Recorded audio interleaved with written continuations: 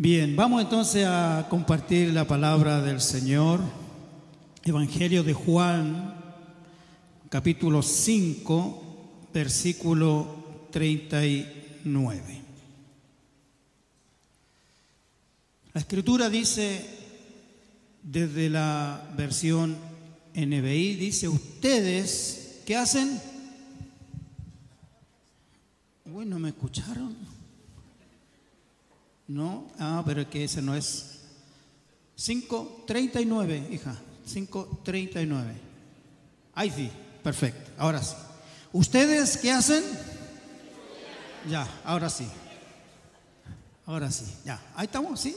Ustedes estudian con diligencia las Escrituras porque piensan que en ellas hayan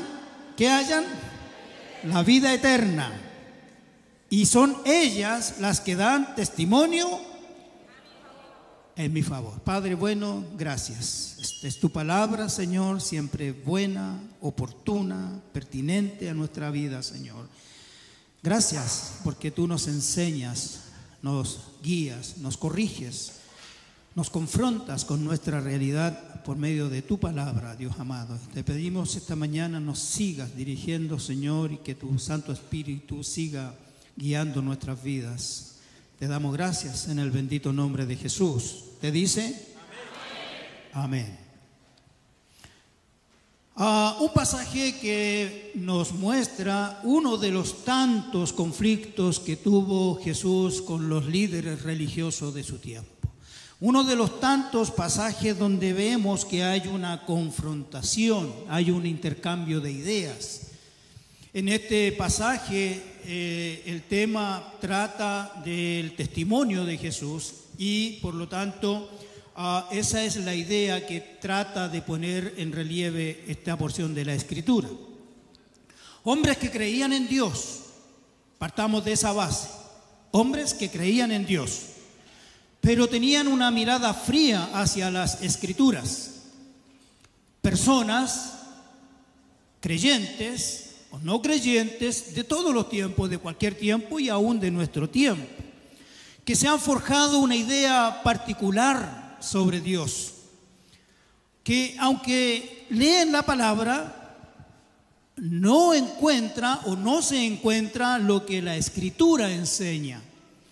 Este es un texto que necesitamos analizarnos y preguntarnos. De hecho, cada vez que leemos la palabra de Dios, debiéramos hacernos esta pregunta: ¿qué significado tiene para mí este pasaje? ¿Sí? ¿Me confronta? ¿Me es indiferente? ¿O podríamos decir sencillamente, no es para mí? Y lo dejamos pasar. Las diferentes versiones han traducido, desde el español han traducido de manera diferente el comienzo de este pasaje, de este versículo. Y entonces eso ha hecho que tengamos una mirada tal vez un tanto distinta al estudiarla. Desde la perspectiva del idioma, esta palabra es escudriñar. Escudriñar no es leer superficialmente. Escudriñar es meterse en el texto, es examinar con mucha atención. Por eso él les dice, ustedes estudian con diligencia. Eso significa que los judíos, los religiosos, analizaban las Escrituras, ¿sí? Escudriñar es investigar, tratando de averiguar lo que otros no ven, lo que otros no encuentran, o lo que no se aprecia en una simple lectura. Cuando una persona escudriña una cosa, se concentra en ella, se concentra. ¿Se ha concentrado alguna vez en algo? Sí, y ha querido descubrir, saber qué es, qué tiene, de dónde es, qué viene, etc. Presta atención a los detalles más mínimos. No es lo mismo mirar una fotografía que escudriñar una fotografía. ¿Sí se entiende, verdad? No es lo mismo leer la palabra de Dios que escudriñarla. No es lo mismo. Por eso, por esas mismas razones que tenemos a veces dificultades al leer la palabra, escudriñar requiere tiempo. ¿Y quién tiene tiempo acá? ¿A quién le sobra el tiempo? Levante la mano, por favor. Requiere tiempo, requiere dedicación, requiere detenerse, hacer un alto. Escudriñar no es leer. Escudriñar es preguntarle al texto. ¿Qué dice? ¿Por qué lo dice? ¿A quién lo dice? ¿Me sirve? ¿Me provoca? ¿Me confronta? Esa es la forma que tiene para leer la Escritura. En la estructura gramatical del griego, me voy a detener un poquito porque necesito explicar esto. La palabra eraunao, que por lo general se traduce como escudriñar, examinar, etc., al traducirlo al español no cambia mucho, pero hay un pequeño detalle que tanto los traductores como los eruditos en griego tienen ahí alguna diferencia. Primero, lo voy a explicar. En griego, esta palabra está en presente. Voy a hacer una pequeña clase de la materia que más detestaba cuando era estudiante. ¿A cuánto le gustaba el idioma español cuando era estudiante? Levante su mano. 1, 2, 3, 4. Los demás todos detestábamos eso. Esas son las paradojas del reino. Bien, entonces, volvamos atrás. En el texto griego, la palabra está en tiempo presente, ¿sí? En voz activa. Esto significa que es una acción de ahora y constante. Tiempo presente, voz activa. ¿Se entiende? ¿Cuál es el tiempo presente? Ahora. ¿Cuál es la voz activa? Lo que estamos haciendo. ¿Qué está haciendo usted ahorita? ¿Está escuchando? Pero luego tenemos el modo del verbo. Y aquí es donde está la diferencia. Porque algunas versiones traducen esta palabra o ponen este verbo en imperativo, en presente imperativo o en presente indicativo. Y ahí usted me pregunta, ¿y de qué me sirve esa cuestión a mí? Sí, yo sé que varios se están preguntando, pero es relevante. Mire, el presente indicativo describe una acción que se está realizando en el mismo momento en que se habla. El modo indicativo indica la acción que se describe en el momento que se está realizando. ¿Qué están haciendo ustedes? Escuchando. Hagamos una clase pequeña. Si nosotros conjugáramos el verbo escudriñar en tiempo presente, voz activa y modo indicativo, diríamos, yo escudriño. Ahora mire al que está al lado. Tú escudriñas. Bien. Él, señale a otro, él escudriña. Nosotros escudriñamos. Bien, perfecto. Oye, que están bien ustedes. Ustedes, señala a los demás, ustedes escudriñan. Ellos, tiempo presente. Es una acción que se está realizando. ¿Sí se entiende? El imperativo más bien es una orden, una sugerencia, un consejo,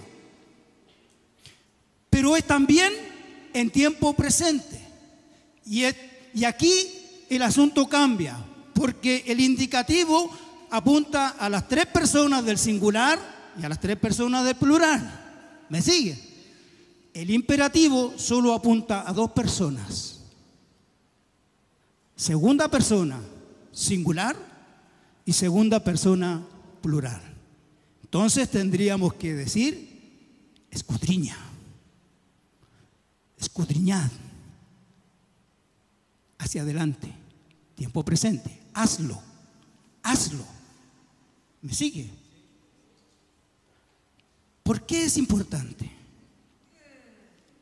Porque cuando nosotros leemos un texto como este, tenemos que preguntarnos, ¿en qué me afecta? ¿Por qué el elemento gramático es relevante cuando leemos la Escritura?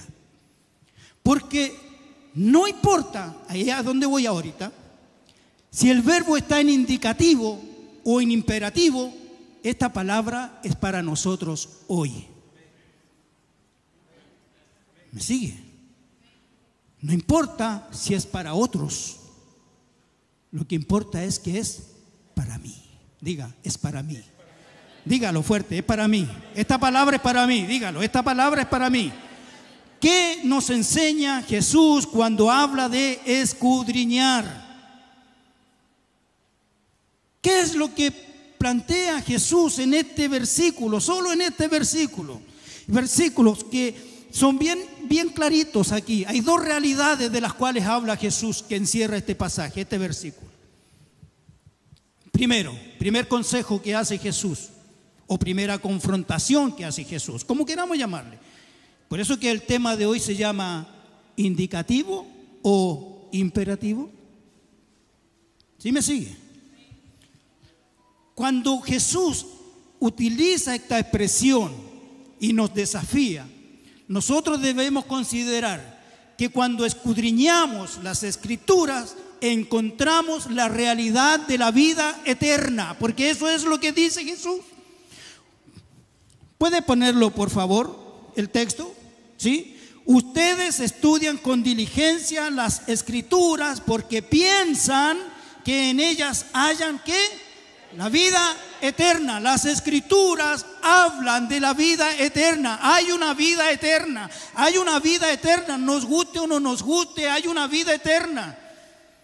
La vida eterna es el regalo de Dios para todo aquel que cree en Jesús como su Señor y Salvador. ¿Cuántos creen en Jesús? ¿Cuántos tienen vida eterna? Vida eterna se refiere a la continuación de nuestro paso por esta tierra. La vida eterna tiene que ver con una vida futura. El credo católico testifica: creo en la resurrección de la carne y en la vida eterna. Así aprendieron los primeros cristianos, primer siglo. Una pequeña confesión: creo. Y esta creencia es fundamental para nosotros. Para todo aquel que cree en Jesús, todo aquel que ha puesto su fe en Jesús, puede tener la certeza que su alma vivirá por toda la eternidad. ¿Usted lo cree? Amén. Ahora, ¿cuál es el problema y el conflicto acá? Porque los judíos sí creían en esto. Los judíos sí creían en la vida eterna. Los judíos sí creían en la palabra, entendían todo esto. El problema es ¿cómo enfrentaban ellos la vida eterna? Los judíos leían la Escritura con un fin en sí mismo, como para calmar su conciencia.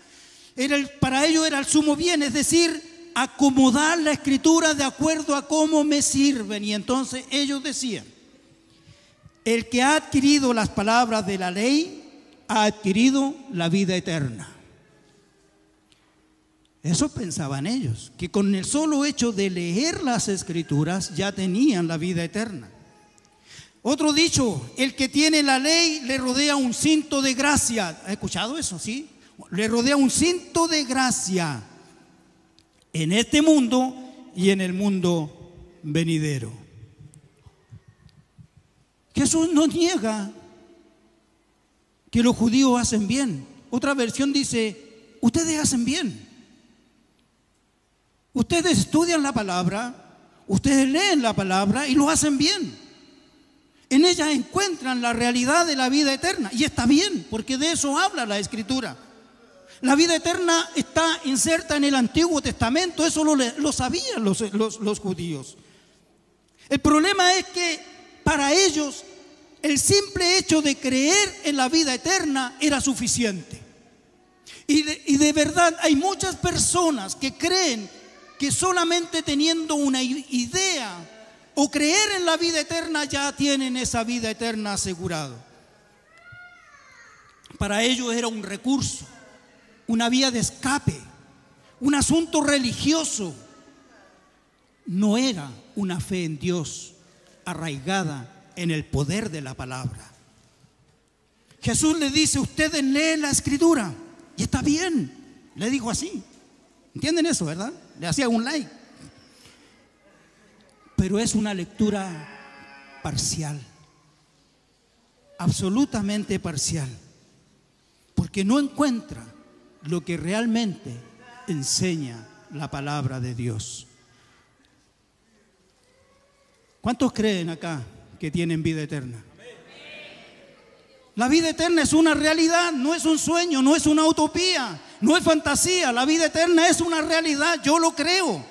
La vida eterna no solo es una esperanza vana, no es un sueño irrealizable. La vida eterna comienza cuando creemos en Jesús, nuestro Señor y Salvador. ¿Cuántos están de acuerdo?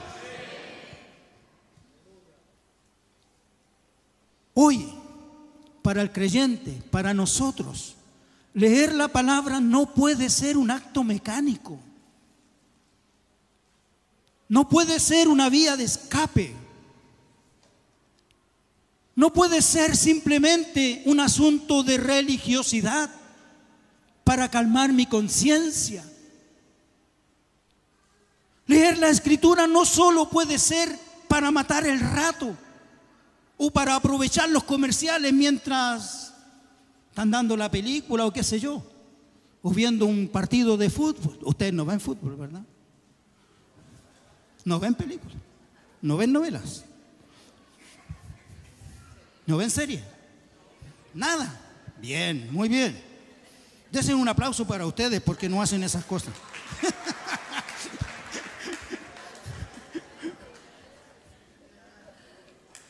No es un asunto meramente religioso leer la palabra de Dios, porque en la palabra de Dios encontramos la vida eterna prometida a todos los que creen en Jesús.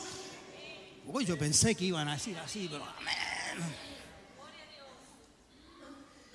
Podemos decir que el consejo bíblico para nosotros es tanto indicativo, es decir, hágalo, lo estamos haciendo, como un imperativo, debemos hacerlo.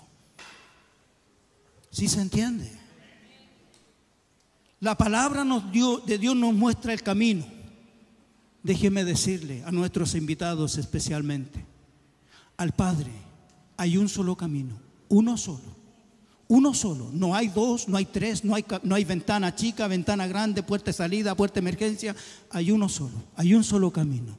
Jesús se encarga de decir que el único camino al Padre es Él. Yo soy el camino y la verdad y la vida. Nadie va al Padre si no es por mí. El camino al Padre es el camino a la vida eterna, pero hay que pasar por Jesucristo. Hay que aceptar a Jesucristo como el Señor y Salvador. La importancia de leer la Escritura es que siempre nos va a llevar a la misma realidad.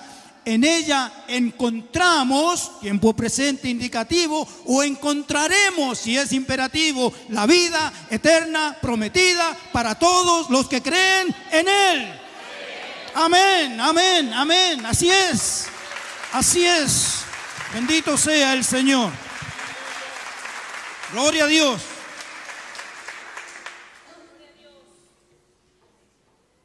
La segunda realidad de la cual habla Jesús, y quizás aquí es donde está la clave, es que cuando escudriñamos las Escrituras, encontramos el testimonio sobre Cristo. Porque Él dice, ¿puede ponerlo nuevamente, por favor, el versículo allí? Ustedes estudian con diligencia, y eso está bien, las Escrituras, porque piensan que en ellas hayan la vida eterna. Y luego dice, ¿qué dice? Puede leerlo, 1, 2, 3.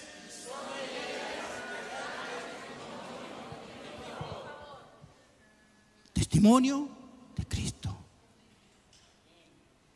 ¿Qué encontramos cuando leemos la Escritura? ¿Qué estamos encontrando? ¿Qué debemos encontrar Jesús dice, son ellas, las Escrituras, las que dan testimonio en mi favor, las que dan testimonio sobre mí, dice otra versión.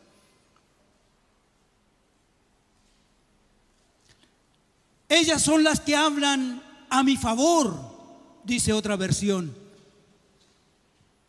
Testimonio es la afirmación de algo. Testimonio es la prueba que sirve para confirmar la verdad o la existencia de algo y de alguien. Y si hay alguien que da testimonio de Cristo, son las Escrituras. Es la palabra de Dios. Testimonio es la declaración que hace una persona para demostrar o asegurar la veracidad de un hecho por haber sido testigo de él. ¿Son testigos de Cristo? No de Jehová. De Cristo. Diga, yo soy testigo de Cristo. Soy testigo de Cristo. Puedo dar testimonio de Él. Puede dar testimonio de Él. La única forma que podemos dar testimonio de Él es encontrarlo en las Escrituras. Es lo que encontramos en la Escritura. Juan, el Evangelio de Juan, en este pasaje, nos declara la realidad de Cristo en el Antiguo Testamento. No está citando el Nuevo. Cuando Juan escribe, no está citando los Evangelios. Aunque ya los Evangelios sinópticos están escritos, Juan no está citando los sinópticos, está citando las Escrituras del Antiguo Testamento. Jesús le dice, si ustedes, esta es otra versión, pero no le cuenten a nadie porque la pueden copiar. Esta guárdesela para usted nomás, ¿ya? ¿Está bien? Jesús le dice, si ustedes en realidad escudriñaran las Escrituras, se darían cuenta que ellas dan testimonio de mí. ¿Está de acuerdo con eso? ¿No? ¿Sí? ¿Sí? ¿Sí? Ahora, digamos nosotros, porque no puedes decir para allá nomás, pues si ustedes, ¿sí? Ahora digámosla para nosotros, hagámosla indicativo, ¿sí? Si nosotros, diga conmigo, si nosotros en realidad escudriñáramos las Escrituras, nos daríamos cuenta que ellas dan testimonio de Jesús, el Cristo, el Redentor, el Mesías prometido, el Salvador del mundo, el que quita el pecado de cada uno de los que se acercan a Él. Las Escrituras dan ese testimonio y ese es el testimonio que nosotros necesitamos transmitir. Los judíos creían en la palabra, pero no en el espíritu de la palabra. Eran literalistas. Lo que el Señor quiere dejarles bien en claro a estos religiosos de su tiempo, que la palabra de Dios se les había revelado, se les había entregado, pero ellos no abrieron su corazón, no abrieron su mente ni su corazón, simplemente abrieron sus ojos y leyeron parcialmente. Ese peligro de leer parcialmente la Escritura. Podemos recitar versículos bíblicos de memoria, pero no saber qué significa. Escudriñar es buscar, examinar. Eso es lo que nos pide Jesús. Lo que Jesús demanda de nosotros es que podamos abrir no solo nuestros ojos, sino nuestra mente, nuestro corazón, para entender lo que Él hizo por mí, lo que Él hizo por usted, lo que Él hizo por la humanidad. El problema de los judíos y de muchas personas que no buscaban a Dios, buscaban aplacar su conciencia para reafirmar sus propias ideas y convicciones sobre Dios. Y es la realidad de muchas personas. ¿Ha escuchado ese término que se usa mucho? Yo creo en Dios a mi manera. ¿Sí? ¿Ha escuchado, verdad? Yo lo he escuchado. ¿Y sabe qué? Lo más lamentable es que lo he escuchado de creyentes. Yo creo en Dios a mi manera. Yo me relaciono con Dios a mi manera.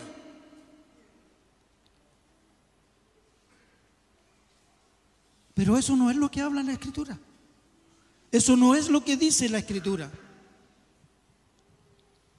La Escritura habla de un Mesías prometido que iba a venir a salvar a la humanidad sumida en el pecado. Y los judíos tenían esa palabra. Veamos solo algunos testimonios que el Antiguo Testamento da sobre Cristo. Algunos. Los demás, como siempre les digo, tarea para la casa. ¿Cuánto han hecho la tarea que yo he dado de acá? Levante la mano. Uno, por lo menos uno. Gloria a Dios. Con eso estoy salvado. Ay, Señor, a lo menos, Dios. Ya, pero esta sí es tarea para la casa. ¿Cuántos van a hacer esta tarea? A ver, aquí ya. Algunos testimonios que da el Antiguo Testamento sobre Cristo. El Antiguo Testamento dice que el Mesías nacería en Belén. ¿Eso lo sabían los judíos? ¿Lo sabían los judíos? Sí. El Antiguo Testamento dice que nacería de una virgen. ¿Lo sabían? Sí. ¿Que iba a ser luz para los gentiles? ¿Lo sabían? Sí. ¿Que iba a venir de la descendencia de David? ¿Lo sabían? Sí. Y si no, lea la última parte del libro de Isaías, donde hay una revelación exacta, auténtica de la venida del Mesías para morir por la humanidad, para salvarnos del pecado. El que lea Isaías se encuentra con el Mesías. El que lee Isaías se encuentra con el Redentor. Y eso está en el Antiguo Testamento. Eso lo sabían los religiosos de su tiempo. El problema y la pregunta es, ¿lo sabemos nosotros? ¿Lo sabe usted? ¿Sabe usted que la Escritura habla de un Mesías que venía a salvar la humanidad? Sea indicativo, tiempo presente, activo, indicativo, lo que estamos haciendo o que tengamos que hacerlo, imperativo. La palabra es una sola. Nuestra lectura de la palabra de Dios debe llevarnos a encontrarnos con Jesús. Amén. Porque solo en Él hay salvación. Solo en Él hay vida eterna. Usted puede asegurar que cree y tiene vida eterna. Pero si no cree en Jesús, lamento decirle, no tiene vida eterna. Usted puede asegurar que tiene un lugarcito ganado en el cielo, pero si no cree en Jesús, que es el autor de nuestra fe, de nuestra salvación, de nuestra redención, entonces, déjeme decirle, está en serios problemas. Para alcanzar la vida eterna se ha de cumplir en dos etapas. Primero, la muerte del yo. Pablo dice, ya no vivo, más Cristo vive en mí. Primer paso. Y el segundo paso, cuando Dios nos lleve a su presencia. Porque algún día nos vamos a ir. Algún día tomaremos el tren, el bus, el avión del último o el barco del último viaje. Y ese último viaje nos va a llevar a gozar de las bendiciones de la vida eterna. En esa etapa, en esa muerte física que da paso a la vida eterna, encontraremos y disfrutaremos, porque allá no habrá muerte ni enfermedad, no habrá dolor ni sufrimiento. Las lágrimas de aquellos que lloran, que sufren, serán enjugadas por nuestro propio Señor. Jesús dice: yo soy la resurrección y la vida. El que cree en mí, aunque esté muerto, vivirá eternamente. Aleluya, bendito sea el Señor. Si usted está de acuerdo, dele un aplauso al Señor. Dígale: no moriré,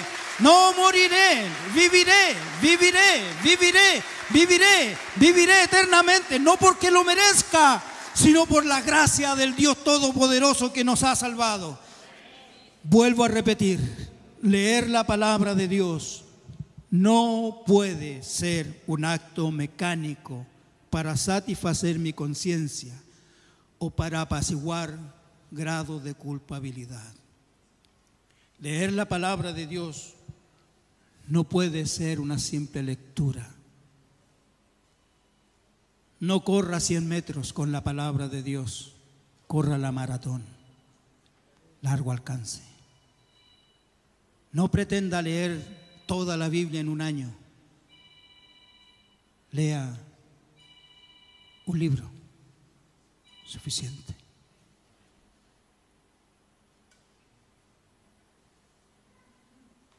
Es que yo tengo 5 minutos en el día. Perfecto. No lea un libro en 5 minutos. Lea un par de versículos en 5 minutos. Le va a ser mucho más provechoso.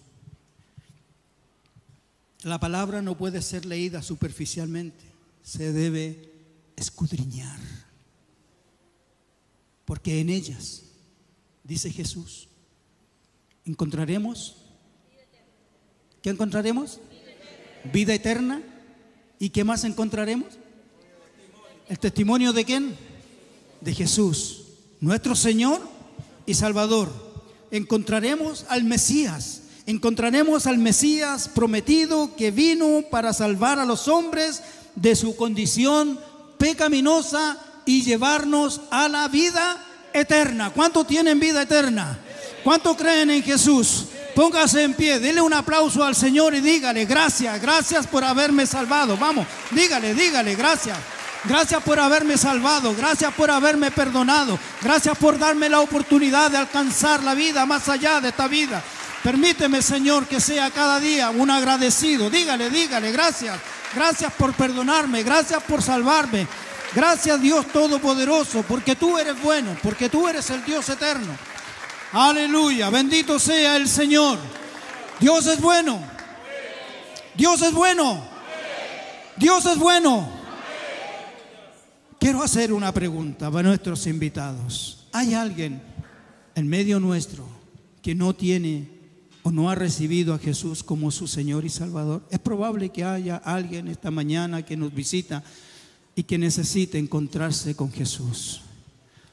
Si usted está en esa condición, que necesita encontrar a Jesús, voy a pedir que incline su rostro y ore al Señor. Ore al Señor. Voy a pedir que incline su rostro y le diga al Señor: Señor, ven a mi vida. Pido a nuestros invitados, si hay alguien que no conoce a Jesús y quiere entregar su vida a Jesús, quiere decirle a Jesús: tú eres mi Señor, este es el momento. Puedes hacerlo simplemente levantando tu mano y decir: yo quiero conocer a Jesús. Yo quiero conocer a Jesús. ¿Hay alguien esta mañana que quiera entregar su vida a Jesús? ¿Hay alguien que quiera encontrarse con el Salvador, con el Redentor? Simplemente tienes que levantar tu mano, nada más, no tienes que hacer nada más. Tienes que reconocer a Jesús. Tú eres el Dios eterno, Él es el Dios que puede llegar a tu vida. Solo en Él hay salvación. Bendito Dios, te damos gracias, Padre Santo, porque tu palabra nos lleva a tener un encuentro contigo. Tu palabra nos lleva a encontrarnos contigo, Señor. Tu palabra nos lleva a encontrarnos con el autor de nuestra salvación, con el autor de nuestra fe, con aquel que nos ha redimido, nos ha perdonado, nos ha recibido, aun con todos nuestros errores, con todas nuestras faltas, con todos nuestros pecados, Señor. Tú has abierto tus brazos, Señor. Esta mañana estás dispuesto a abrir tus brazos una vez más para recibir para recibirnos, Señor, para recibirnos, Padre amado. Una vez más has enviado este mensaje a nuestro corazón, Señor, para hablarnos y darnos una vez más, Señor, esta gran importancia de leer tu palabra, de escudriñarla, de hacerla nuestra, Señor. Padre Santo, glorifícate esta mañana. Bendito Dios, bendito es tu nombre. Confiamos en ti, Señor. Bendito Dios. No hay nadie esta mañana que quiera encontrarse con Jesús. Todos somos parte del pueblo de Dios. Amén. Dios es bueno, ¿verdad? ¿Confía en Jesús? ¿Puede decirle al Señor entonces, yo confío en ti? ¿Puede decirlo allí? Baje su rostro allí y dígale, confío en ti, Señor. Yo confío en ti, Señor. Yo confío en ti, dígale, Señor, yo confío en ti, yo confío en tu palabra, confío en tu amor, confío, Padre del cielo, en tu gracia, confío en ti, Padre del cielo, confío en que has enviado a Jesús.